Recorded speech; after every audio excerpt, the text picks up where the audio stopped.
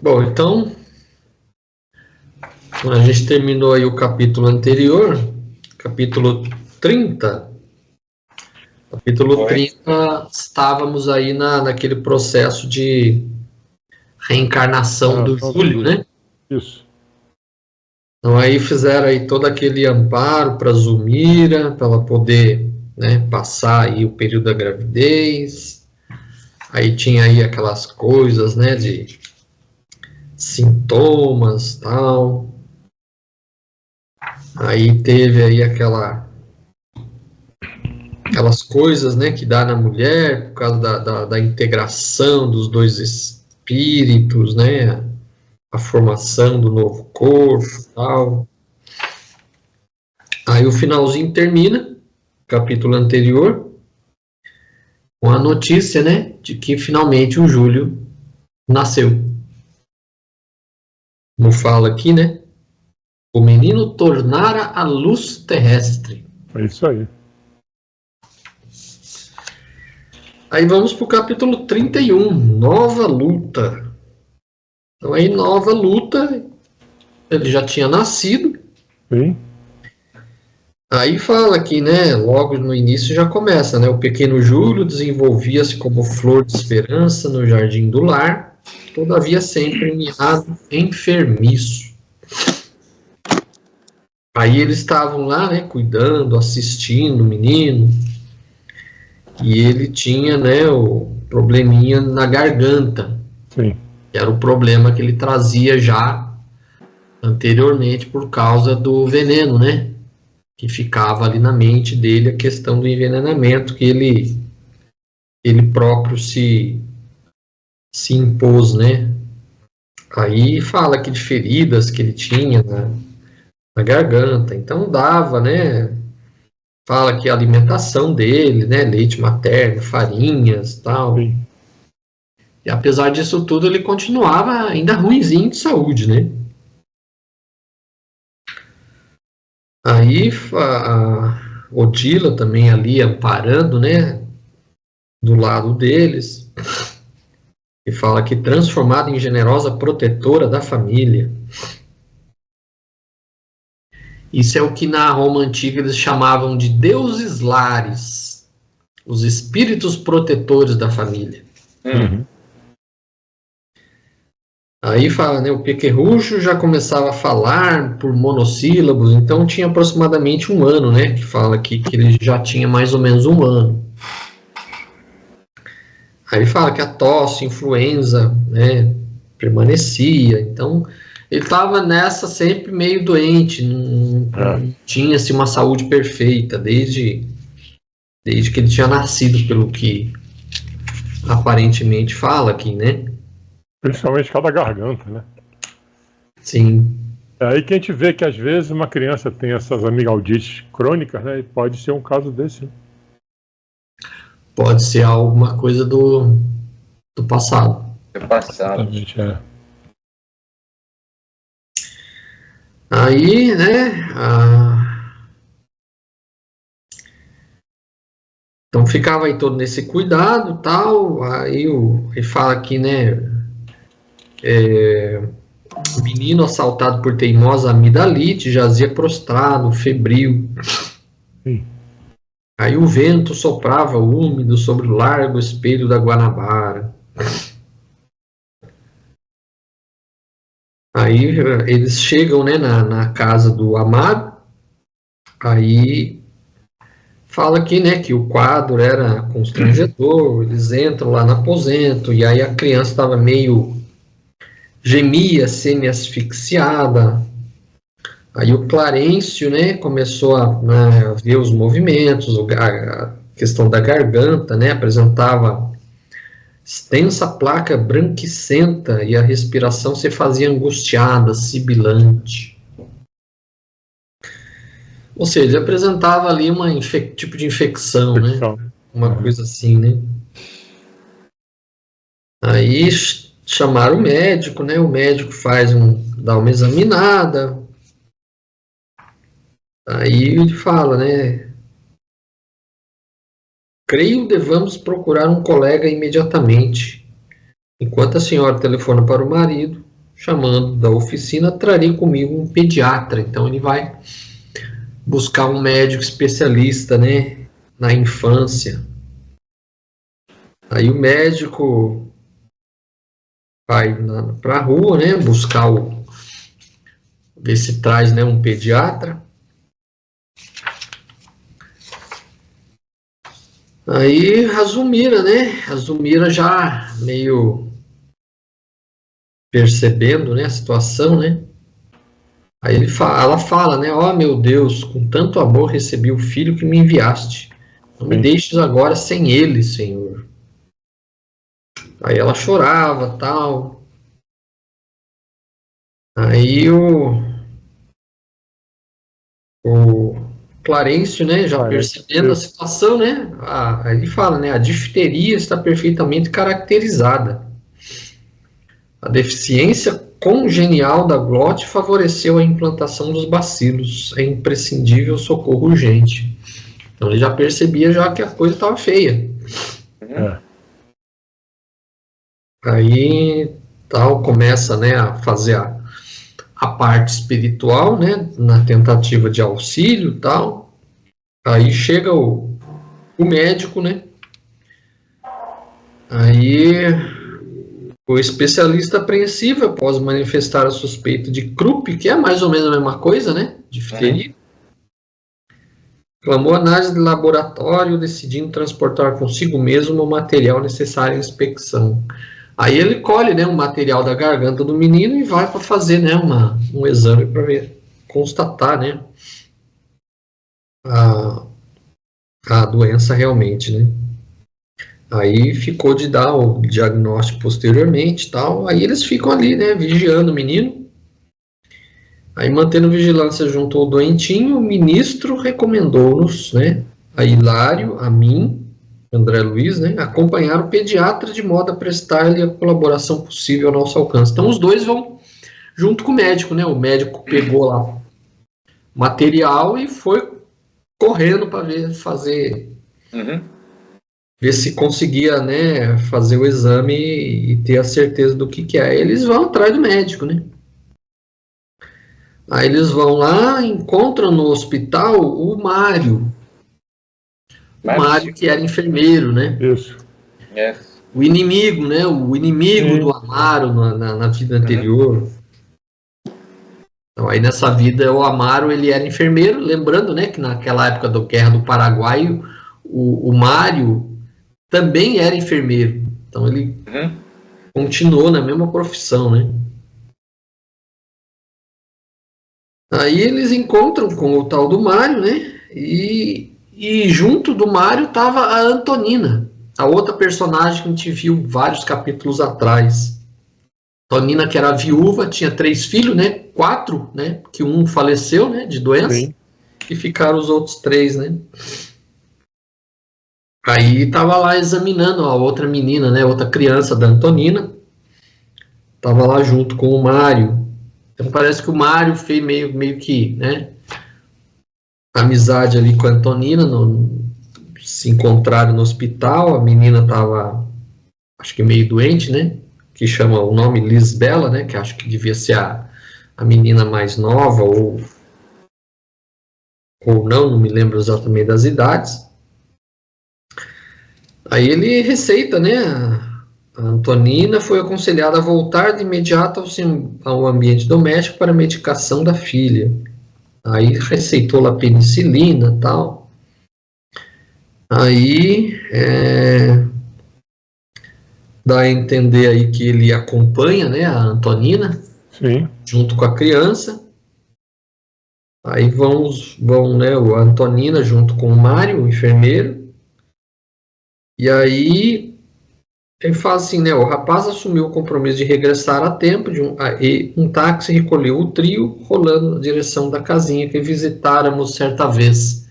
Então, aquela outra vez que eles chegaram até a casa da Antonina, que ela tinha feito lá o Evangelho no Lar. Um dos meninos estava meio revoltado porque o pai tinha desaparecido, largado eles sozinhos, né?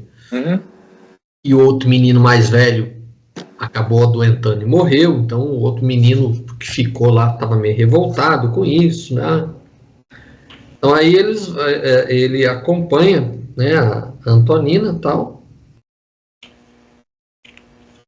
E aí fala assim, ante o inesperado daquele encontro, sentimos necessidade de um entendimento seguro com o nosso orientador. Tornando ao quarto, então aí eles voltam até a casa da Zumira, tornando ao quarto, onde o pequeno Júlio piorava sempre, fizemos breve relato do acontecido. Uhum. Que eles encontraram o Mário, né, com a Antonina, e aí Clarencio escutou com interesse e ponderou preocupado, né, não podemos perder tempo, dirigamos-nos à casa de Antonina. A lei está reaproximando os nossos amigos uns dos outros, e Mário precisa fortalecer-se para exercitar o perdão. Então ele já estava prevendo que o Mário, como enfermeiro, ia acabar indo na casa da Zumira, do Amaro, para tratar o Júlio. Aí eles perceberam que, como o Mário tinha ódio mortal pelos dois, né? Pela Zumira, porque naquela encarnação eles tinham tido aí as suas desavenças, e na atual a Zumira tinha sido noiva dele e abandonou ele para casar com o Amaro. Isso aí. Olha a situação. Aí eles já estavam prevendo que se o Mário fosse lá, ele ia fatalmente, o ódio dele ia ser fatal para a criança mesmo. E acabaria prejudicando ele próprio, né? Então eles deram um jeito de fazer com que o Mário fosse até a casa da Antonina para escutar lá algumas coisas, né? A gente vai ver mais para frente aí. Aí eles vão lá até lá, né? Junto com o Mário, com a Antonina. Aí fala assim, né? Corremos ao domicílio da valorosa mulher. Com efeito, depois de haver iniciado o tratamento providencial da menina, agora acamada, caso a menina que era filha, a Lisbela, que era filha da Antonina, né? Agora acamada, Silva fixava a dona da casa, perguntando a si mesmo onde vira aquele torturado perfil de Madonna. Guardava nítida impressão de haver conhecido Antonina em algum lugar. Aí, relembrando, Antonina era, no passado, a Lola. Sim. A Lola Ibarruri. Que não era flor que se cheirasse. Que ele tinha tentado separar do Leonardo. E o Leonardo envenenou, né, o Mário naquela encarnação. E a Lola também não era lá essas coisas, né? E aí, nessa atual encarnação, a Lola, reencarnada como Antonina, estava tentando consertar, né, as besteiras, né? Olha os insights aí que você tem, né? Não vem a coisa com certeza, mas... Aí, agradavelmente surpreendido, sentia-se ali como se fora a sua própria casa. Então você vê, engraçado, né? Quando você sente a simpatia por uma pessoa que você nunca viu na vida, aí alguma coisa tem. Ao mesmo tempo, quando você sente uma antipatia, porque alguma coisa também tem. Isso. Aí, intimamente deslumbrada, a enfermeira declarava de viva voz estar experimentando uma paz que há muito não conhecia, com que Antonina se regozijava sorrindo. É como se fosse um reencontro de duas pessoas conhecidas, né? Aí as duas crianças ali, né, conversando sobre futebol e tal, aí a Antonina passando um cafezinho. Aí ele fica sabendo, né, que a Antonina ficara viúva, e aí ele já se interessou, né? Opa! Lemos no olhar de Silva o contentamento com que obtinha semelhante informe. Olha só, hein? Aí ele já bateu os olhos na viúva. Isso aí. Começava a registrar insopitável interesse pela vida naquele ninho agasalhante que se lhe afigurava pertencer-lhe. Às 8 em ponto, né? Aí acho que vem a primeira questão, né? Referente ao culto evangélico, comente conforme este capítulo o trecho do evangelho. Concilia-te depressa com teu adversário. Está um pouquinho para frente o texto. Está um pouquinho para frente. Começa aqui que aí ele é convidado, né? Aí ele fala, senhor Mário, hoje temos nosso culto evangélico. Quer ter a bondade de partilhá-lo? Uhum. Aí é semelhante ao evangelho no lar que a gente faz, né? Ela fazia lá, ela colocou lá um copo de água pura, foi colocado junto à cabeceira da pequenina, abriu o Novo Testamento, aí o menino recitou o Pai Nosso, né? Em seguida pediu a Jesus a saúde da irmãzinha doente, com enternecedora súplica. Aí eles estavam lá, né? André Luiz e a equipe toda. Aí vimos nosso orientador acercar-se do recipiente de água cristalina, magnetizando-a em favor da enferma, que parecia expressivamente confortada ante a oração ouvida, e logo após, a mirar-se de Silva, que lhe recebeu as irradiações. Aí ele pergunta, né, quem abrirá hoje o livro? Perguntou Haroldo, né, um dos meninos, fitando, né, o Mário, falou, né, quem será que vai abrir, né? Será que é você? Né, Mário? Aí, certamente, o nosso amigo nos fará essa honra, disse a Antonina, né? Aí o Mário, né, não entendendo muito bem, né, o que significava aquilo, né, ele abre. Aí o moço, algo trêmulo na participação de um serviço espiritual inteiramente novo para ele, sem perceber o amparo de que envolvia, abriu em determinada passagem, qual se agisse a esmo, passando o livro a Antonina, que leu em voz pausada o versículo 25 do capítulo 5 das anotações do apóstolo Mateus. Concilia-te depressa com teu adversário enquanto te encontras a caminho com ele. A questão é essa, né? Referente ao culto evangélico, comente conforme este capítulo, o trecho do evangelho. Concilia-te depressa com teu adversário. Concilia-te depressa com seu adversário enquanto te encontra caminho com ele, para que não aconteça com o adversário te entregue ao juiz, o juiz te entregue ao oficial para que sejas encerrado na prisão. O dirigente do culto, que naquela noite se reservava mais retraída, pediu a interpretação dos meninos que, de modo ingênuo, se reportaram às experiências da escola, afirmando que sempre adquiriam a paz buscando desculpar as faltas dos companheiros. Haroldo asseverava que a professora sempre sorria contente quando lhe via a boa vontade. Henrique salientou haver aprendido no culto do lar que era muito mais agradável o esforço de viver em harmonia com todos. Isso aí, acho que já começa a 2 aí, né? Não? Sim. Sua palestra parecia ameaçada de esmorecimento, mas o nosso orientador aproximou-se de Antonina e impondo-lhe a destra sobre a fonte, como que a impelia ao comentário justo. Aí já vai começar a segunda. Aí já é a segunda? Eu entendo que é o seguinte, você se conciliar com seu adversário é a mesma coisa de você fazer um acordo, né? Quando tem uma questão jurídica, por exemplo. É muito melhor você fazer um acordo do que você deixar ir pro pau, né? Porque o acordo você sabe que você tem domínio, né, sobre aquilo aí. E quando vai para a mão do juiz, meu amigo, para ele decidir. Sim. Cabeça de juiz. É o que sempre os advogados falam, né? O meu primo, que era advogado, que trabalhava muito na área de direito civil, né? Direito de família, tudo. Ele falava, né? É preferível um mau acordo do que deixar rolar, porque vai lá na frente, você pode ser bom, mas pode ser ruim. Ninguém sabe o que pode acontecer. Então é preferível fazer um acordo antes, já resolve a pendência e toca para frente, porque os processos judiciais muitas vezes vão levar décadas para se resolver. O problema é que as duas partes têm que querer, né? Às vezes a parte que acha que vai se dar bem mais para frente não quer saber de acordo. E aí o pau vai quebrando.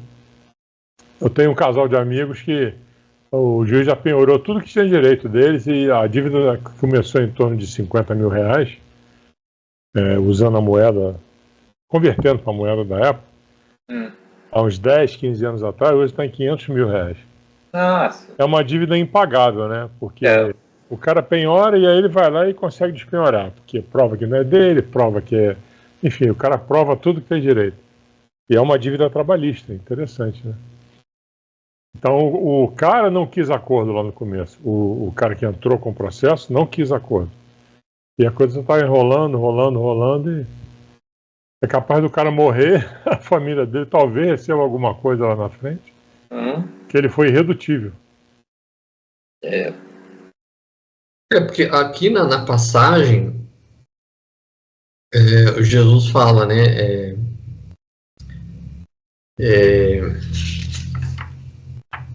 Concilia-te depressa com teu adversário enquanto te encontras a caminho com ele, para que não aconteça que o adversário te entregue ao juiz e o juiz te entregue ao oficial para que sejas encerrado na prisão. Então ele faz uma comparação terrena, né, a respeito dos valores espirituais também, né, a situação de como acontece na vida espiritual. Então, quando ele fala que o juiz te entregue ao oficial para que seja encerrada a prisão, ele está falando que em Deus, vamos dizer assim, né, as leis divinas. Porque a gente, se infringe as leis divinas, nós vamos ter a consequência. Isso aí é inegável. Por mais que seja amenizado pelo nosso comportamento posterior, as leis elas têm que ser aplicadas. Sim. Então não tem como fugir.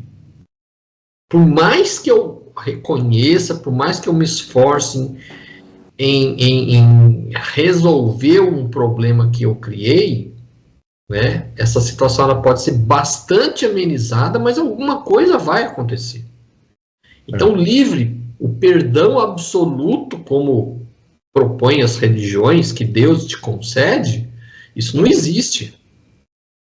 Porque senão as leis que foram criadas, elas não valem nada. E as leis divinas não são como as leis aqui no Brasil, que algumas leis pegam, outras leis não pegam, né? Como costuma falar o brasileiro, né? Então as leis divinas, elas pegam, com certeza.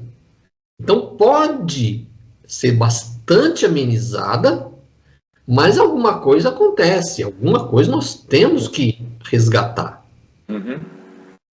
Então aí ele faz esse comparativo. Então quando ele fala assim, concilia-te depressa com o teu adversário enquanto te encontras a caminho com ele, ele está se referindo à nossa vida encarnada aqui, enquanto se encontra no caminho, ou seja, nesse caminho aqui de encarnado. Então aqui é o local da gente fazer as nossas reconciliações.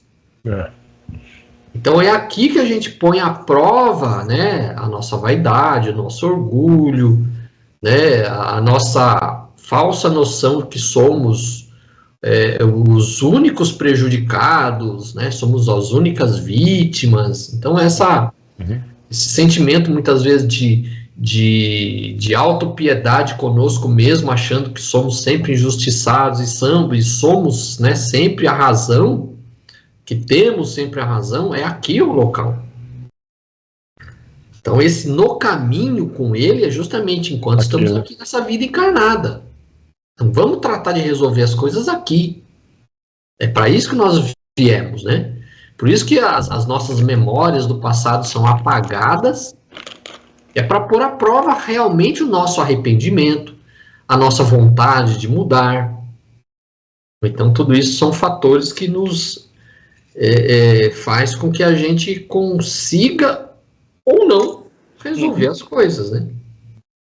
E aí quando ele fala em juiz entregar para o oficial encerrado na prisão, olha, faz a coisa certa enquanto você está aqui, para depois você não sofrer a consequência das leis divinas sobre você.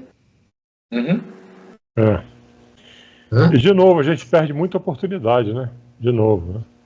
Elas são apresentadas a você. É como os professores falam, né? Tinha um professor que falava muito nisso, do tal do ganchinho, né? Tem um ganchinho que passa na sua frente ali, você não aproveita para pegar.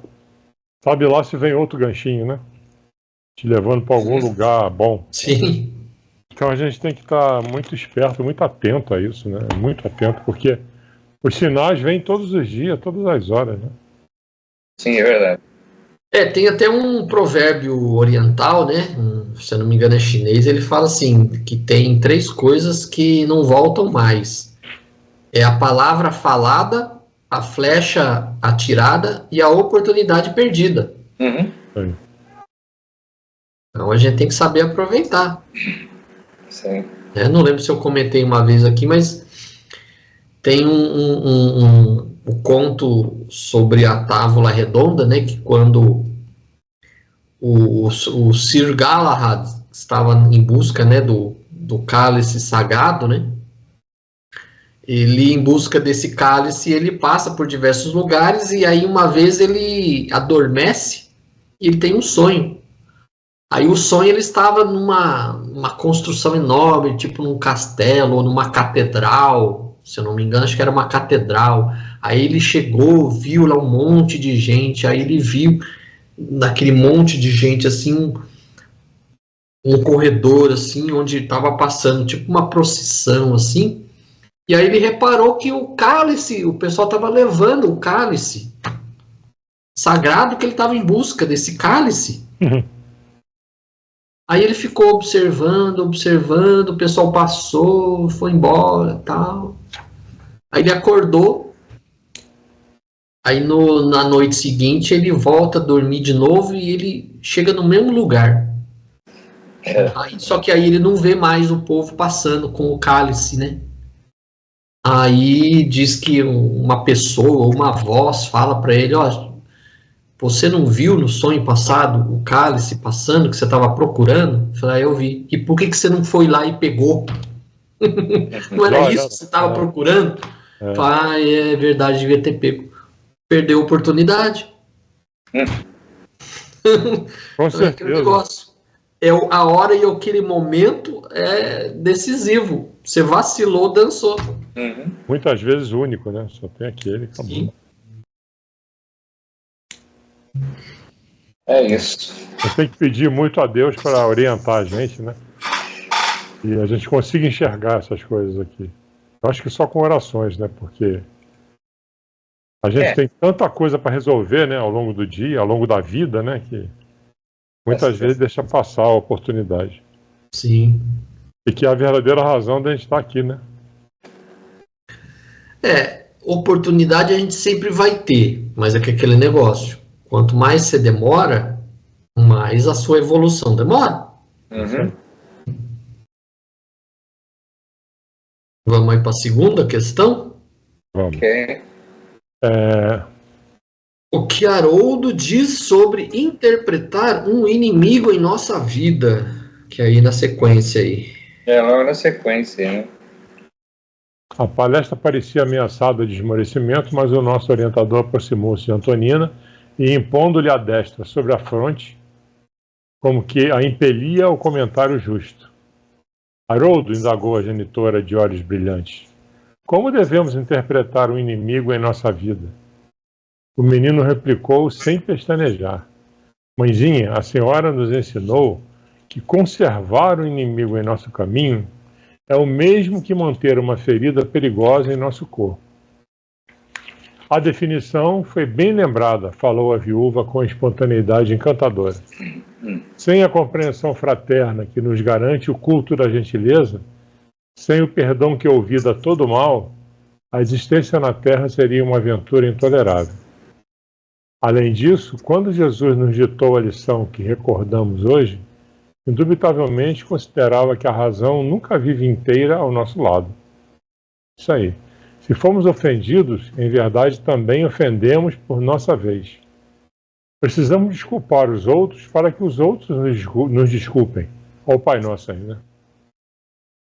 Quando abraçamos o ideal do bem, compete-nos tentar, por todos os meios ao nosso alcance, a justa conciliação com todos os que se encontrem conosco em desarmonia, prestando-lhes serviço para que renovem a conceituação a nosso respeito. Mas vale para nós o acordo pacífico que a demanda mais preciosa, porque a vida não termina nesse mundo e é possível que, buscando a justiça em nosso favor, estejamos cristalizando a cegueira do egoísmo em nosso próprio coração, caminhando para a morte com aflitivos problemas. Coração que conserva rancor é coração doente. Alimentar ódio ou despeito é estender inomináveis padecimentos morais no próprio espírito. É isso aí, né? Aí começa a 3, né? Silva pálido. Silva estava pálido. É porque ele tinha aqueles sentimentos de vingança, né? Quando ele começa a escutar essas coisas, opa, é comigo. tipo assim, fui pego em flagrante. É isso aí. Sim. Aí, porque na 3 ele fala da conciliação, né? Praticamente até o final do capítulo é versando sobre essa questão, né? Isso aí. Na realidade, todo o capítulo gira em torno do direcionamento do Silva para que a ficha dele caia, né? Tá tudo direcionado para isso. Quem tá dirigindo isso, na verdade, quem está condicionando isso é o Clarencio. Né? Isso. Eles conseguiram dirigi-lo até a casa da Antonina antes que ele fosse na casa da Zulmira e do Júlio para escutar todas essas lições. Exatamente. Que isso, a gente vai ver mais para frente, vai fazer uma enorme diferença. Uma enorme diferença no tratamento dele com o Júlio lá na frente. Sim. Eu acho que dá para ler mais um pouco, porque ele fala em palidecer mais na frente, né? Quando ele fala dos amigos. Silvio estava pálido. Aquelas conclusões feriam-lhe fundo o modo de ser. Tão desajustado se revelou escutando aqueles apontamentos, que Antonina, em lhe registrando a estranheza, ponderou sorrindo. O senhor, de certo, nunca teve inimigos. Um enfermeiro diligente será, sem qualquer dúvida, o irmão de todos. Sim, não tem adversário, gaguejou o moço constrangido. Mas na tela mental, sem que ele pudesse controlar a eclosão das próprias reminiscências, apareceram Amaro e Zulmira, como os desafetos que ele, no âmago do espírito, não conseguia desculpar. Odiava-os sim, odiava-os. Pensou de si para consigo, jamais suportaria um acordo com semelhantes adversários. Entretanto, a sinceridade da interlocutora encantava-o. Aquela viúva jovem, cercada de 3 filhinhos, superando talvez obstáculos mais inquietantes para viver, constituía um exemplo de quanto podia edificar o espírito de sacrifício. Em nenhum ambiente encontrara antes aquele calor de fé pura necessário às grandes construções de ordem moral. Além de tudo, laços de vigorosa afinidade impeliam-no para aquela mulher, com que se simpatizara à primeira vista. Por mais vasculhasse as próprias lembranças, não conseguia recordar onde, como e quando a conhecera. Sentia, porém, que a palavra dela lhe impunha indefinível bem-estar. Aí sim começa a 3, né? Sim. Ele fala de conciliação. Então... O que Haroldo diz sobre interpretar um inimigo em nossa vida? Todo mundo aí tem inimigos? A gente às vezes tem e nem sabe. Às vezes tem e nem sabe. É a velha história, né? Mesmo porque, né? De repente não... como a gente já comentou aí várias vezes, de repente isso vem lá de trás, aquilo que você falou, de repente você cruza com determinada pessoa que gera aquela empatia ou antipatia, né? De repente as coisas se mostram ali naquele momento, né? De repente a coisa está ali, a pessoa cruza no seu caminho por essa ou aquela razão. E muitas vezes o inimigo vem acompanhado de vingança, né? Seu desejo de vingança. Muitas vezes o inimigo fez alguma coisa e você tem aquele desejo de vingança e a coisa só piora. E eu costumo dizer que a pessoa não tem a ideia do todo, né? Isso aí eu acho que conforta demais, porque você fica naquela ansiedade. Nossa, mas por que eu estou sofrendo isso? Por que eu estou merecendo isso? Você não tem ideia do todo, você não sabe o que você fez lá atrás, né? Justamente em função do apagamento, né, que a reencarnação proporciona, né? Você vê aí o Silva tentando lembrar, né, da Lua, ele não consegue. E muitas vezes, assim, quando a gente já sente uma antipatia por alguém, é preferível que a gente, assim, procure mentalizar coisa boa, porque, de repente, é algum desafeto do passado que você precisa resolver. Uhum. Então, se sentiu antipatia, é porque alguma coisa tem, se tem alguma coisa, a gente precisa consertar. Às vezes o inimigo é contra você, né? Você nem fez grande coisa, mas a pessoa não gosta de você. É verdade. Eu lembro até hoje, na época que eu estava na Mocidade Espírita, ainda na época da Casa do Caminho, e a gente, na época, começou, né, terminou uma turma, aí eu comecei a dirigir uma turma nova, né, de mocidade. A gente começou com uns projetos legais lá, aí fazer um jornalzinho da mocidade na casa, tal, a gente distribuía mensalmente o jornalzinho, e aí eu comecei a ter uns problemas de saúde. Aí depois eu fiquei sabendo, né, que minha mãe, tudo, que era o pessoal que não queria que as coisas andassem, entendeu? Putz. Então não é um inimigo de vidas passadas, é um inimigo ocasional que quer atrapalhar a sua vida.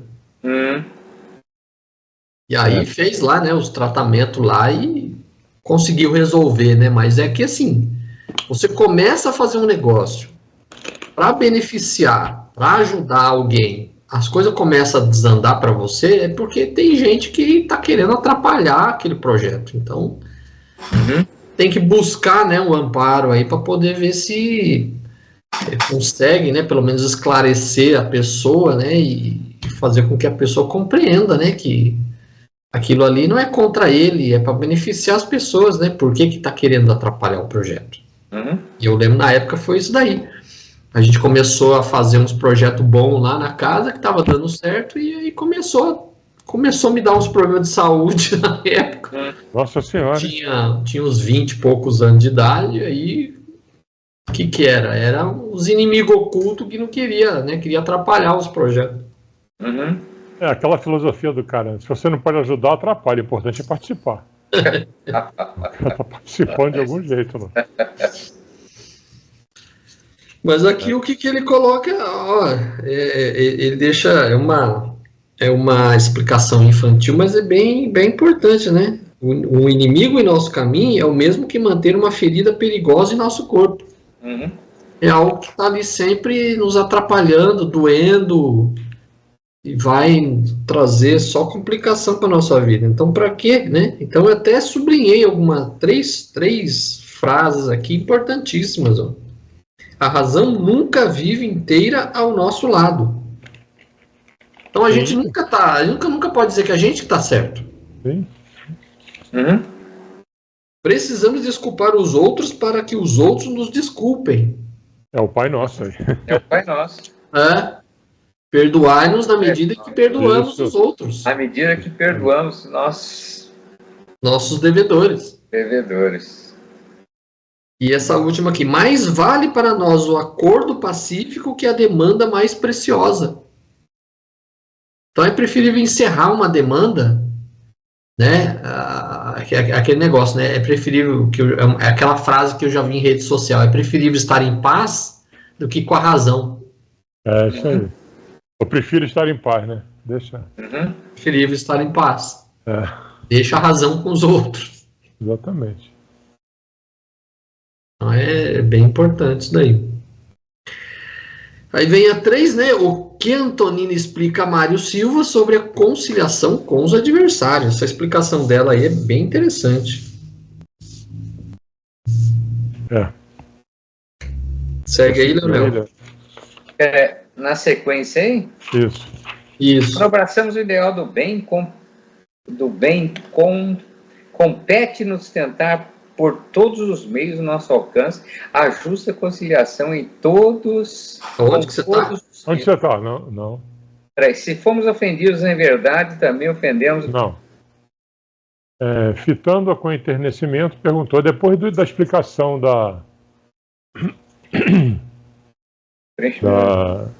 depois que o Silva ficou pálido aqui? Isso. Não, bem lá para frente. Não, é lá para frente, Ficou pálido aí, conclusões, o senhor decerto nunca teve inimigos.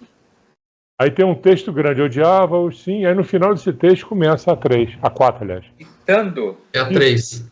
Fitando-a. A 3, Fitando-a com enternecimento, perguntou, a senhora julga que devemos procurar a conciliação em qualquer espécie de inimigos? Sim, respondeu a interpelada sem hesitar. E quando os adversários são de tal modo inconvenientes que a simples aproximação deles nos causa angústia. Antonina compreendeu que algo doloroso vinha à tona naquela consciência que lhe ouvira a dissertação ocultando-se e obtemperou. Entendo que há sofrimentos morais quase intoleráveis. Entretanto, a oração é o remédio eficaz em nossas moléstias íntimas. Se temos a infelicidade de possuir inimigos cuja presença nos perturba, é importante recorrer à prece, rogando a Deus que nos conceda força para que o desequilíbrio desapareça, porque então um caminho de reajuste surgirá para a nossa alma. Todos necessitamos da alheia tolerância em determinados aspectos de nossa vida. Eu acho que até aí. Até aí, né? Até aí.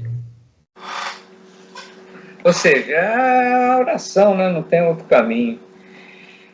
É o pedido, o pedido que vem de cima, né? Pedir ao mundo espiritual. Eu até sublinhei esse trechinho que ela fala assim, é importante recorrer à prece, rogando a Deus nos conceda forças para que o desequilíbrio desapareça. Então, Deus não vai resolver para nós o problema. A prece é para a gente se fortalecer para que nós consigamos resolver o problema. Então, o problema, fazer a prece e esperar que as coisas se resolvam por si só, não vai solucionar. Então, o problema continua porque nós temos que dar cabo nessa situação. Porque muitas vezes essa situação aconteceu por nossa própria iniciativa. Exatamente. Então, aí a gente faz a besteira, né? A gente faz a sujeira e deixa para os outros limpar? Sem chance. E ela crava no começo aí, né, que a oração é o remédio eficaz de nossas moléstias íntimas. É isso. Você orando, você consegue abrir os caminhos, você consegue ter ajuda do plano espiritual, né? Sim. E viva a oração, é isso aí. A oração é como se fosse uma porta que você abre para receber um auxílio, né? Verdade. E aí esse auxílio é como se fosse aí um suplemento vitamínico para você fortalecer e você resolver o problema. Aí mais para frente, duas frases aí mais para frente, ela diz, não há ódio que resista aos dissolventes da compreensão e da boa vontade. Quem procura conhecer a si mesmo, desculpa facilmente. Aí já é a quarta, né? No caso, a quarta. Por que Silva empalideceu diante das explanações de Antonina sobre o perdão? Os olhos de Silva, ou Mário, né, cintilaram, e quando o ódio nos avassala, ainda mesmo quando não desejemos, inquiriu preocupado. Não há ódio que resista aos dissolventes, ao que o Leonel leu, né? Da compreensão e da boa vontade. Quem procura conhecer a si mesmo, desculpa facilmente. Aí ele empalideceu de novo, né? Coitado. Antonina percebeu que o tema lhe fustigava o coração e, amparada por nosso instrutor, que a enlaçava paternal, rematou considerando. O Clarence está sempre ali, né? Deixa eu dar uma Clarence é que direciona as coisas. Um homem, porém, na sua tarefa, é um missionário do amor fraterno. Quem socorre os doentes penetra a natureza humana e entra na posse da grande compaixão. Essa frase é legal. As mãos que curam não podem ferir. Uhum. Em seguida, o primogênito da casa fez a prece de encerramento. A viúva serviu o café reconfortante acompanhado de um bolo humilde.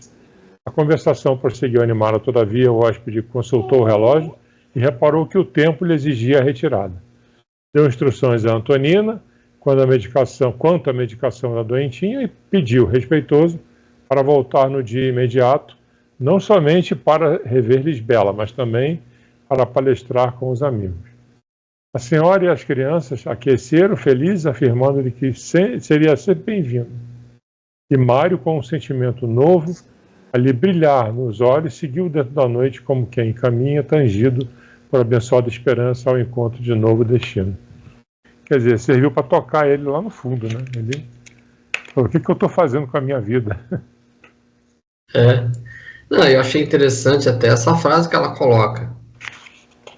Quem procura conhecer a si mesmo, desculpa facilmente. Era algo que ele não fazia. Ele não procurava buscar nele mesmo o porquê dessas questões, né, que o afetavam, né?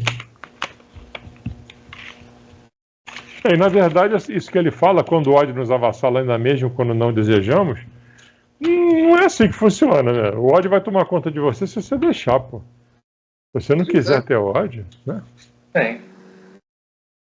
É que eu penso que, assim, ele, como não recordava da vida passada, ele próprio tinha esse ressentimento que muitas vezes ele próprio não sabia explicar. É verdade. Né?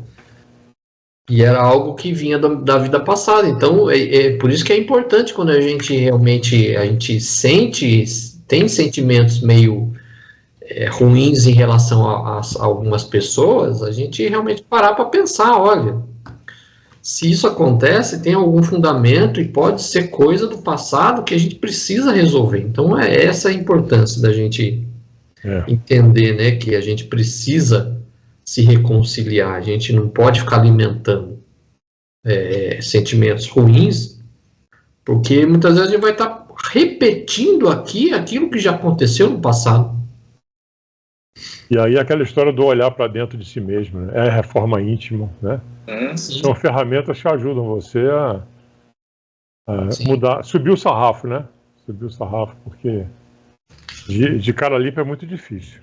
Porque muitas vezes a gente se acha sempre dono da razão e a gente não para analisar que muitas vezes a gente contribuiu para certas situações. Sim. E essa falta de análise de si mesmo faz com que a gente sempre se ache a vítima e sempre se ache com a razão, né? Isso que é importante, né? Muita gente não gosta da caderneta pessoal na escola de aprendiz, só não gosta porque a maioria não gosta de se analisar. Né? Ferramentazinha bem útil, nossa senhora. Principalmente quando você volta lá, né, 5, 6 anos atrás. O que você escrevia, o que você escreve agora, o entendimento que você tinha. É o espelho, né? É verdade. Pois é. Aí vamos no capítulo 32, recapitulação. Aí agora a situação ganha contornos dramáticos. Aí o Máriozinho reencontra de cara com os seus desafetos, né? E aí começa falando, né, que ele volta ao hospital, tal, não encontra o chefe, aí uma auxiliar entrega um bilhetinho para ele. Você vai precisar ir na casa do fulano fazer um atendimento aí para uma criança, né? Mal ele sabia, né, que casa era essa. E quem era a criança? Quem era a criança que ele também iria reencontrar, né? Aí ele leu a ficha, tal, menino, caracterizadas indicações, né, atacado de croup, né, a doença da garganta, tal, exigia socorro imediato. Aí ele parte, né? Partiu casa da criança aí, né? Posse do endereço, tal, material imprescindível, tal. Aí ele desce na casa do Amaro. Aí quando ele, né, toca a campainha, quem aparece? Oh. O dito cujo do Amaro, né? Amaro. Acolhido cortesmente pelo dono da casa, não ocultou a perplexidade que o possuiu de assalto. Então você vê que aí, a partir daí, toda a palestra feita na casa da Antonina vai ser o remédio para ele conseguir passar pela provação, que ali era a prova de fogo para ele. As respostas ali é o vai ou racha. As perguntas que ele mesmo fazia, né? Por que ele competia, revela? Por que salvar-lhe o filho? Os porquês estão lá na palestra lá da Antonina. Aí ele fala, né? Revelava-se-lhe a decepção na extrema palidez do rosto, então refletia acabrunhada. Era aquela casa que cabia atender? Se soubesse de antemão, teria solicitado um substituto. Não pretendia reaproximar-se dos desafetos dos quais havia distanciado. Abominava o homem que lhe furtava noiva. E não podia lembrar-se de Zulmira sem observar-se, tocado de insólita aversão. Muita vez, rememorando o passado, calculava quanto ao melhor meio de aniquilar-lhe a existência. Olha só. É isso aí. O que lhe competia revê-la? Por que salvar-lhe o filho? Se experimentava ímpetos de incendiar-lhe a casa?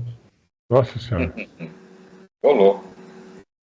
Entretanto, algo interferia em suas reflexões. Antonina e os filhinhos, no culto do Evangelho, tomavam-lhe a tela mental. Parecia-lhe ouvir de novo a palavra meiga e sincera. Aí vem a primeira das frases, né? As mãos que curam não podem ferir. Então ele foi rememorando várias frases, né?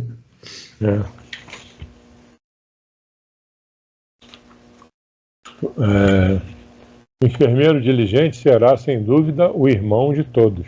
As mãos que curam não podem ferir, né? A vida não termina nesse mundo. Precisamos desculpar os outros para que os outros nos desculpem. E a questão aí, que ele pede aqui é: reflita sobre as frases abaixo, fazendo uma analogia aos seus comportamentos hoje. Aí a primeira frase, né, para a gente refletir e analisar: as mãos que curam não podem ferir. Isso aí eu achei um belo exemplo de você fazer, não pode fazer que nem a cobra, né, que morde e assopra, né? Não adianta você se ajudar com a mão e tirar com a outra. Você ajuda alguém e tira do outro, né? Porque não gosta, porque eu não vou com a cara dele, porque ele é meu inimigo, né? Então. As mãos que curam não podem odiar. Não podem. Apesar de que tem aquela frase do Evangelho que diz que o que a mão esquerda faz, a direita não sabe, né? Então você fazer esse movimento aí, tá? Mas é isso mesmo. Não tem como, né? Assim, seria a regra, mas evidentemente que as duas mãos estão ligadas a uma pessoa só. Então não tem como. É uma coisa fantasiosa, né? É só uma metáfora, né? E ele coloca que assim, você tem que ajudar sem ficar esperando recompensa, né? No caso é isso aí, exatamente. A ideia é essa. Aí assim, aqui ele fala assim, a vida não termina neste mundo. Isso. Então aí o que ela está colocando, né? Que ele escutou lá, né? A vida não termina nesse mundo. Então, aí ficou martelando, né, as frases na cabeça dele, né? Ele estava com aquele sentimento de vingança que ele já alimentava, né? Desde que a Zulmira deu um pé nele, né? E aí a gente lembra, né, que nos capítulos anteriores eles se reencontraram em sonho, né? Ele, o Amaro, a Zulmira se reencontraram em sonho. E aí os dois brigaram, né? Os dois, o Amaro, que era mais sereno, procurava, né, uma conciliação, e o Mário Silva não. O Mário Silva queria sair na porrada com o Amaro, né? Porque a Zulmira, ele roubou a Zulmira dele e tal. Aí aqui a primeira vez eles se reencontram, né, acordados, né? Que eles se encontraram dormindo em espírito, e aqui eles estavam encontrando novamente. Exatamente. Acordados. Uhum. Mas aí o sentimento ainda era bastante de aversão dele para com o Amaro e a Zulmira, né? Aí quer dizer assim, as mãos que curam não podem ferir. Então ele ficou naquela coisa, pô, mas é igual aquele dilema do médico também, né? A medicina, o médico é para salvar vidas, né? Para matar, né? Então, é mais ou menos parecido com isso, né? O médico fez um juramento, né? Nunca matar, tem que salvar. Aí o Amaro, né? Amaro solicitou em voz súplice, né? Entre, Mário, conforta-me reconhecer que receberemos o concurso de um amigo. Indicando o quarto próximo, acrescentou: o Zumir está lá dentro com o nosso filhinho. Já me entendi com o médico pelo telefone e sei que o Krupp foi positivado. Então, a essa altura do campeonato, o médico que havia levado o material para fazer o exame já tinha dado o resultado, realmente. É isso daí, né? E ainda mais naquela época, né? 100 anos atrás, né? Praticamente 100 anos atrás, né? O recurso da medicina era mais limitado em relação a hoje, né? Isso. Aí para fazer uma sentença de morte nessa doença aí. O enfermeiro impassível obedeceu maquinalmente. Varou a câmara, perturbado, lívido. Porque ele estava ali estava completamente tonto, né? Ele chega àquele local que ele não esperava que era a casa do Amaro. Isso. Aí ele já, né, aquele ímpeto de vingança, mas ao mesmo tempo as palavras que ele escutou na casa da Antonina martelando na cabeça dele é igual aquela figurinha, o diabo e o anjinho, né? Os dois falando ao mesmo tempo na cabeça dele. Se não fosse Antonina, ele já dado meia volta e ido embora, né? Se eu não tivesse escutado aquilo. Se não fosse Antonina, ele tinha feito até pior. Ou então, tinha voado no pescoço lá do Amaro. Tinha atacado fogo na casa. Tinha atacado fogo na casa. Não, passou pela cabeça dele, mais na frente ele fala, né? Aqui antes ele falou, né? Porque salvar-lhe o filho se experimentava ímpetos de incendiar-lhe a casa. Isso aí.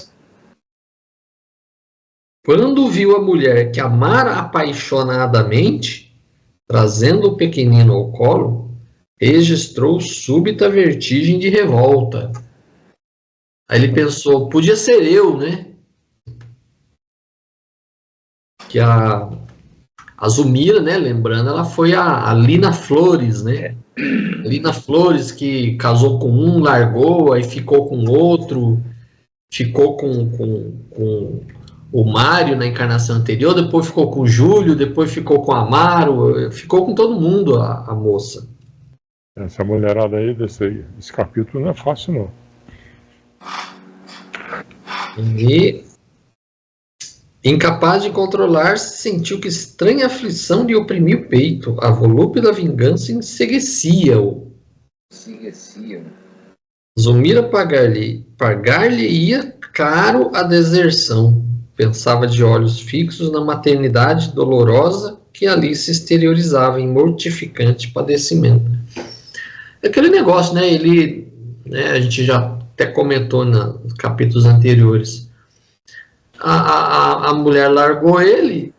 Se ele tivesse simplesmente deixado quieto, partido para outra, nada disso estava acontecendo, né? Então, desde a vida dele lá no Paraguai, se ele já tivesse tomado uma resolução de buscar outro caminho para a vida dele, nada disso estava acontecendo. Né? Então, você vê a importância que a gente tem nessas situações de ficar criando inimigos. A gente cria inimigos para depois ficar nessa roda de encarnação atrás de encarnação e a gente não resolve. Ele não procurou ser feliz, né? Aquilo que a gente comentou, né? Ele quis ter razão. Sim. Eu estou na minha razão, eu fui traído, eu fui vilipendiado, coisa do tipo.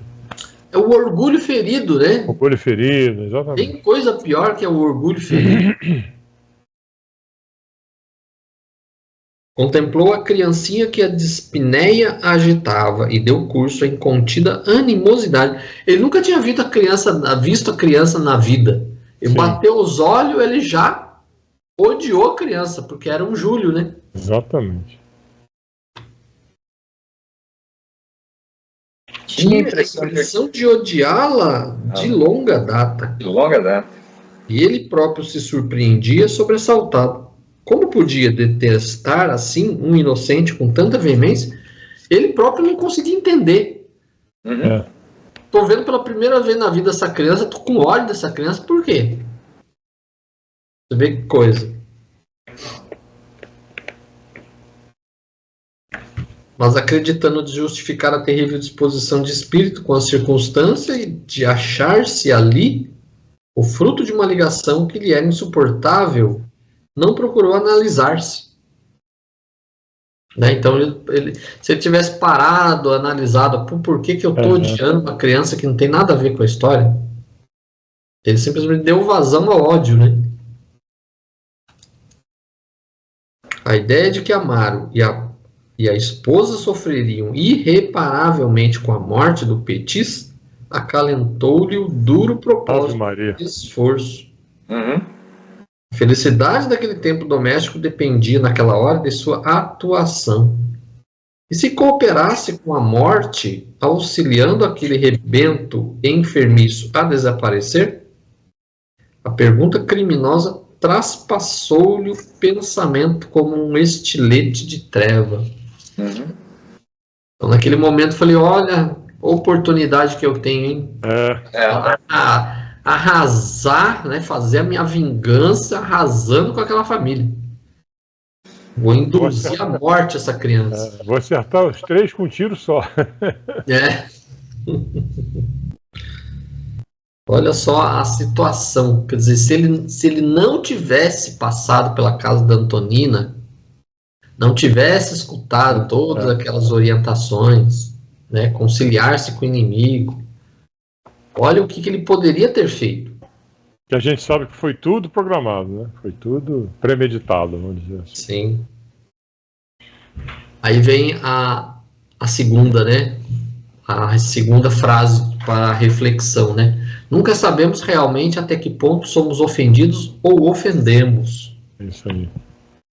A visão do todo. Não temos. As consoladoras afirmações da mãezinha de Lisbela regressaram em meus ouvidos, né? Vale sempre mais o acordo pacífico. Não devemos nutrir qualquer espécie de aversão. Quem ajuda é ajudado. Ninguém se eleva aos mais altos níveis da vida com endurecimento espiritual. Nunca sabemos realmente até que ponto somos ofendidos ou ofensores. O perdão é a vitória da luz. Os relatos, os retalhos da palestra, o retalho da palestra edificante afiguraram-lhe as rédeas intangíveis que lhe sofrerem a expansão dos malignos desejos. Os conflitos sentimentais desenrolavam-se-lhe a consciência em breve minuto. Quase cambaleante, acercou-se da ex-noiva torturada, que reconheceu de pronto tentando cumprimentá-lo. correspondeu à saudação, cerimonioso, dispondo-se ao serviço. Mário implorou à pobre senhora agonizada: compadeça-se de nós, ajude-nos. Esperei meu filhinho suportando os maiores sacrifícios. Será crível deva agora vê-lo morrer? Lágrimas copiosas seguiram-lhe os soluços que lhe emudeceram a garganta. Noutro tempo, qualquer pedido daquela boca lhe impunha inquietação, mas naquele instante, soberana indiferença enriquecer-lhe o espírito, enrijecia-lhe o espírito, que importava a dor da mulher que o abandonara. Sumira, vira-se dele anos antes. Não lhe cabia rir-se agora? De semblante rude, recomendou que fosse a criança restituída ao leito, e logo após tateou-lhe a sensibilidade de pensamento materno pelos ideais de pensamento martelado pelas ideias recolhidas no estudo evangélico na noite e contido pela suave lembrança de Antonina, buscava refazer-se. Ainda assim, como se carregasse um gênio infernal na própria mente, assinalou as criminosas sugestões que lhe atravessaram o cérebro esfogueado. A ministração de medicamentos impróprios, de certo, favoreceria a rápida extinção do enfermo. Júlio encontrava-se à beira da sepultura. Apenas o impeliria a precipitar-se nela sem mais delonga. Todavia, o semblante de Antonina dominava-lhe-se a memória, exaltando o perdão. Se viesse àquela casa na véspera, considerou consigo mesmo, teria exterminado o Petit sem piedade. Recorria à eutanásia para justificar-se intimamente. Naquela hora, porém, os princípios evangélicos da fraternidade e da conciliação, como pensamentos intrusos, atenazavam-lhe a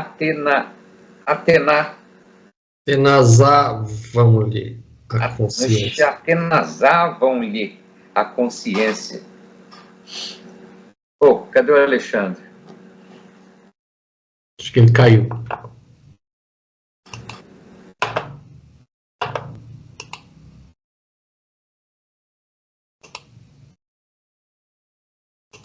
Ele caiu.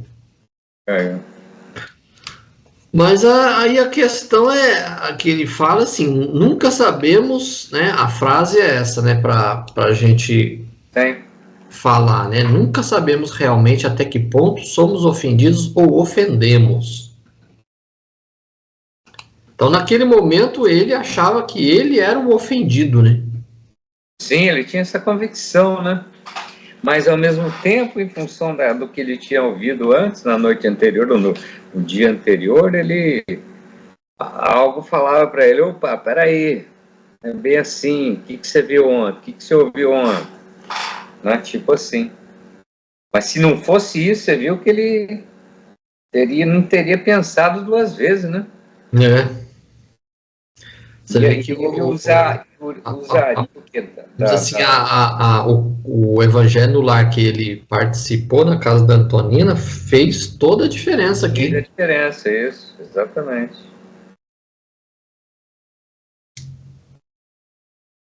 E aí percebe-se assim, ele não era uma pessoa má. Mas ele se achava prejudicado, porque era para ele casar com a Zulmira, né? Zulmira era a noiva dele, né? Yes. E aí o Amaro arrebata a noiva dele e ele ficou inconformado. Ele não aceitava isso em hipótese nenhuma.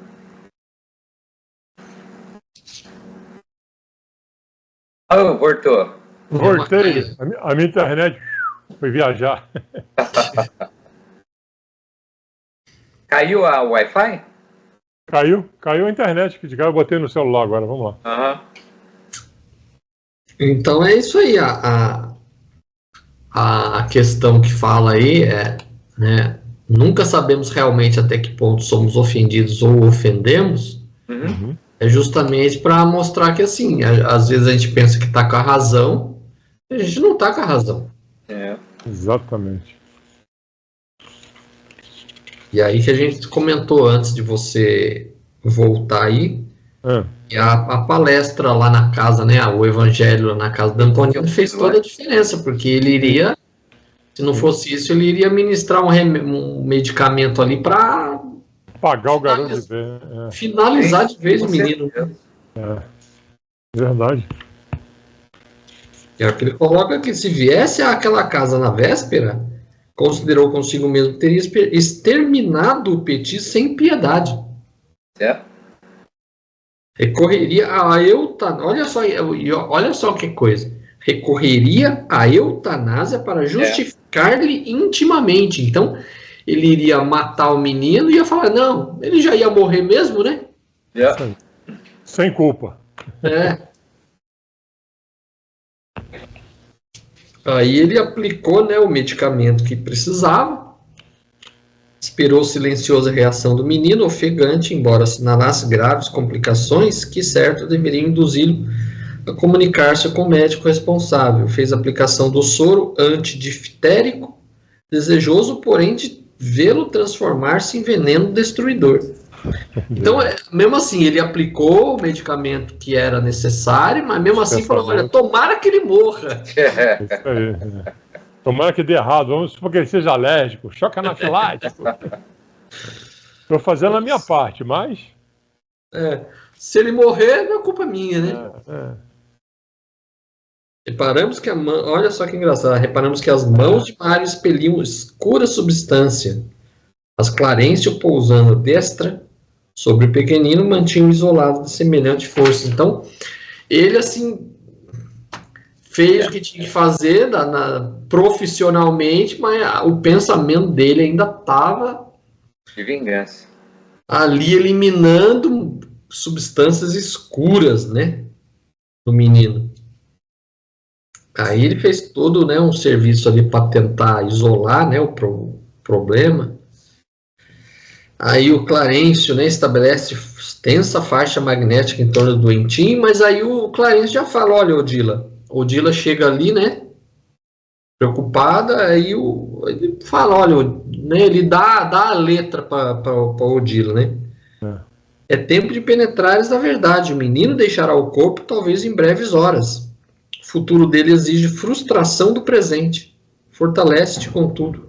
A vontade divina expressa na lei que nos rege faz sempre o melhor. Então, já era, vamos dizer assim, aquela encarnação ali de um ano e pouquinho, era o tempo necessário para ele purgar, né, aquela coisa que ele trazia na mente desde a encarnação passada, que ele sentia na garganta, né?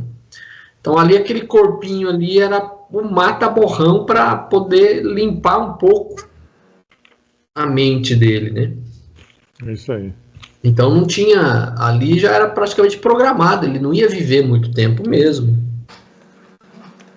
Aí a mulher, né, e talvez porque nossa irmã decepcionada ensaiasse nova perquisição, mesmo assim, mas por quê, né? O devotado condutor pediu-lhe calmo, não indagues agora, saberás mais tarde. Eu falei, olha, o destino dele infelizmente é esse mesmo, fica calmo aí, porque depois você vai ter explicação. Aí o menino continuou, né, numa piora, né, Examinando-lhe o pulso, Silva, agora aterrado, procurou os olhos de Amaro, aflito, e solicitou em voz menos dura: convém a presença imediata do nosso facultativo, né, o médico. Receio um choque anafilático de consequências fatais. Então é aquele negócio, né? O menino recebeu o medicamento, mas ele ia ter uma reação que aí seria fatal para ele, né? Aí, ó, fiz a minha parte, ó. Minutos longos de espera foram vividos, tal, uma hora escoou vagarosa e terrível. Aí o médico chega, né, examina a criança, aí fala, né, surgiu um colapso irremediável, infelizmente é o fim. Se o Senhor tem fé religiosa, confiemos o caso a Deus. Agora somente a concessão divina. Aí o Amaro, né, já sabendo que o fim era próximo, né, pediatra trocou ideias com Silva, que se fizera muito pálido, e deu-lhe instruções recomendando-lhe ao despedir permanecesse com o pequenino por mais algumas horas. Então, aí o médico já falou, olha, o fim dele é esse mesmo, né? Tipo assim, faz aí um paliativo para a criança não sofrer muito, né? Júlio, em coma, respirava dificilmente. Enquanto isso, a noite avançava, a madrugada ainda era levada pelo vento leve, permitia ver o céu povoado de cintilantes constelações. Aí logo em seguida aí vem a 3, né? Silva experimentou violenta comoção a constringir-lhe a alma com a morte de Júlio, o que fez Silva mudar de sentimento, uma vez que era o obsessor de Júlio.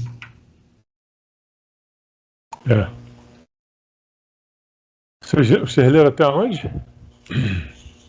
Eu li aí até Júlio em coma respirava dificilmente. Isso, dificilmente. Então tá. Enquanto isso, a noite... Vai, Leonel. Não, vai você, pode ir. Enquanto isso, a noite avançava. A madrugada, agora lavrada pelo vento leve, permitia ver o céu povoado de cintilantes constelações. Reparando que a mulher e a filha descansavam, Amaro encaminhou-se para a janela próxima, como quem procurava consolo no seio agasalhante da noite, e começou a chorar em silêncio. Ao lado da criancinha agonizante, o enfermeiro observava-lhe a atitude sofredora e humilde, reconhecendo-se tocado no imo da alma. Por que lutara contra semelhante inimigo? Pensava em si mesmado. Amaro assemelhava-se a uma estátua de martírio silencioso. Estava ali cabisbaixo e vencido, no lar modesto, em que era um homem de bem, devotado à retidão. De certo, já havia amargado muito. O rosto sulcado de rugas precoces, que lhe detinham o pranto, falava da cruz de experiências difíceis que lhe pesava nos ombros. Quantos problemas inquietantes teria defrontado no mundo aquele homem dobrado pelo rigor da sorte? Como pudera ele, Mário Silva, ser ali tão cruel? Rememorou as passagens da hora de estudo e prece, entendendo, enfim, que o Evangelho estribava-se nas melhores razões. Mais valia concentrar-se depressa com o adversário do que enterrar um espinho de remorso no próprio peito. E ele notava triste que o remorso, como lâmina acerada, lhe retalhava o coração. Amaro e a esposa, indiscutivelmente, poderiam ter manifestado desconfiança ao revê-lo, recusando-lhe o concurso. Entretanto, acolheram-no fraternalmente de braços abertos. Se o haviam ferido no outro tempo, não se achavam agora sob a guante da terrível flagelação? Rendia graças a Deus por não haver injetado substâncias tóxicas no doentinho, agora moribundo, mas não teria acaso concorrido para abreviar-lhe a morte? Experimentava o desejo de abeirar-se do pai desditoso, tentando confortá-lo, mas sentia vergonha de si mesmo. Durante quase 2 horas, permaneceram ali os dois, calados e impassíveis. A aurora começava a refletir-se no firmamento, em largas riscas rubras, quando o ferroviário abandonou a meditação, aproximando-se do filhinho quase morto. Num gesto comovente. Eu acho que aí a questão termina mais ou menos por aí, né? Sim, Então, O que fez Silva mudar de sentimento uma vez que era o obsessor de Júlio? Bom, primeiro, o discurso foi fundamental, né, para ele poder refletir, né, olhar para ele mesmo e mudar os sentimentos. Mas eu acho que a criança morrendo tocou fundo nele, né? Ele vendo o garotinho morrendo. Ao lado da criancinha agonizante, o enfermeiro observava a atitude sofredora e humilde, reconhecendo-se tocado no imo da alma. E aí a coisa foi revertendo, né? Ele, não só pelo sofrimento da criança, ele começou a pensar no sofrimento dos pais. O rosto do Amaro, pelo jeito, era bastante... Ele aparentava ter muito mais idade, né, do que... Enfim, eu acho que a oportunidade que o Clareiro acabou surtindo efeito porque ele viu a criança falecendo, enfim. Eu acho que é isso.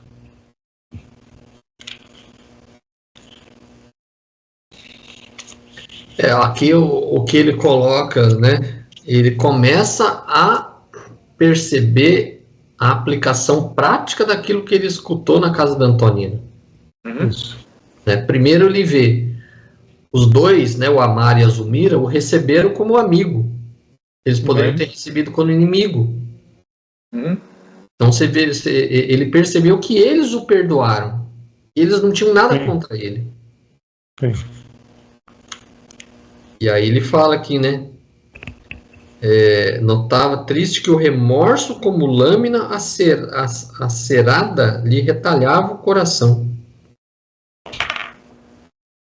Então ele começa a sentir o remorso de ter pensado em vingança, né? Isso. E aí ele começa também a ficar preocupado, será que eu não acelerei a morte da criança, né? Com tanto ódio, com tanta... Sim. Tanta gana, né? De querer se vingar, né? E aí ele fala que, né, rememorou as passagens da hora de estudo e prece, entendendo, enfim, que o evangelho estribava-se nas melhores razões. Então ele começava a compreender que tudo aquilo que ele estava vivenciando era totalmente contrário à razão. Então ele percebe que tudo aquilo que ele escutou era o caminho correto, né? E ele estava trilhando o caminho errado. Sim. E aí ele percebe, né, pela dor dos dois, né, do pai e da mãe. Sim. Ele percebe o quanto a vingança que ele estava querendo fazer era uma coisa assim sem sentido, né? Exatamente. Chega, né? Tá na hora de dar um basta. Falei, olha, nossa, acho que não tem mais por que eu continuar com isso, né? Ele vê o sofrimento dos dois e vê, olha, não tem sentido eu ficar fazendo isso, né? E o que ele ganhou com isso? Ele ganhou alguma coisa vendo o menino morrer? Aí ele dá graças a Deus de não ter feito, né, realmente alguma coisa contra o menino, porque imagina se ele tivesse feito. Aí o bicho ia ficar de joelho lá, pedindo perdão pros dois. Aí ele, né, coloca o crucifixo na beirada da criança, tal, faz oração, tal. Se é do teu desígnio, nosso filhinho parta, Senhor, recebe com o teu braço, tal. Aí dá o desenlace, né? Jatos de safira na claridade escapavam-lhe do peito, envolvendo a criança, e pouco a pouco adormeceu. E aí o Júlio se desliga, né? Júlio afastou-se do corpo de carne, abrigando-se nos braços de Odila à maneira de um órfão que busca o tépido ninho de carícias. Focado nas fibras mais recônditas do ser, percebendo que a morte ali estendera suas grandes asas, Silva experimentou violência e comoção a constringir-se a alma. Convulsivo choro agitou-lhe o peito, enquanto uma voz inarticulada, que parecia nascer dos recessos dele mesmo, gritava-lhe na consciência: assassino, assassino. Aí, ó. Desorientado e inseguro, o moço correu para a via pública, achando-se atormentado no seio da sombra fria, soluçando.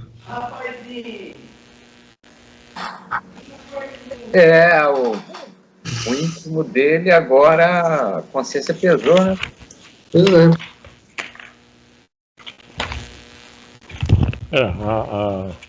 O discurso da... Como é que era o nome dela mesmo? Que tocou ele? Antonina, né? Antonina. O discurso da Antonina e a cena da criança... A cena da criança morrendo e os pais extremamente sofredores, né? Foi tudo juntando uma coisa com a outra e, como disse o Cláudio, ele foi associando as frases e o plano do Clarence, mais uma vez, deu certo. Pois é. Então é isso aí. Acabamos.